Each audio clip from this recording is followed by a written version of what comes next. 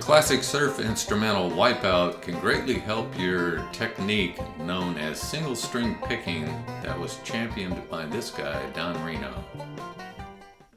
In single string picking, every other note is played by the thumb and the index finger back and forth, especially when playing eighth notes and other quick notes. Here are the notes of the G major scale. Do, re, mi. Notice I'll be able to play it a lot quicker if I play every other note with the thumb and the index. Often what you're trying to do in this style of picking is put the thumb notes on the beat and the index finger notes on the end of the beat. So there we started off with thumb, index, but when we play the same scale going backwards, the note we just played with the index would now be with the thumb since it's on the beat. 1 and 2 and 3 and 4 and... So now turning to the song Wipeout, the first phrase begins on the and of beat 3. Therefore, I will pick that note with my index finger to get started. 1, 2, 3.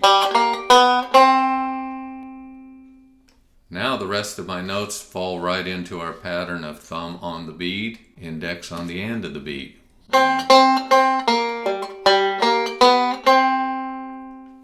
Throughout the solo, I have the index fingers that I think are going to be a little bit tricky marked. One of them comes in as you transition from the C phrase to the F phrase. We're in the key of C, so we start off. And then this next note is the index finger as you play the 10th fret on the 4th string. And what makes that tricky is it feels like your index finger is having to cross back over to that 4th string.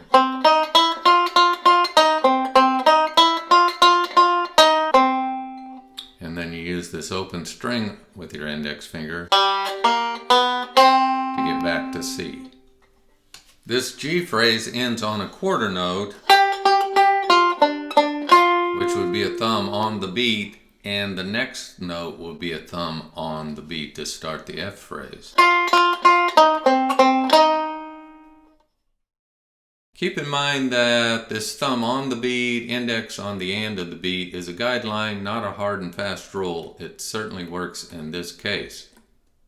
You're simply strumming chords for the second part of the song as the drummer plays his solo. And to get into that first chord I'm going to hit as a bar, but with my third finger because I'm coming off of this little run here. And then you find your F chord at fret 10 and your G chord at fret 12. You could see if you wanted to save some money, you could fire the drummer and you could take over that part. So we'll now play the song with an on-screen tab. Should you need it slowed down, just use the YouTube features. Dig in and have a good time.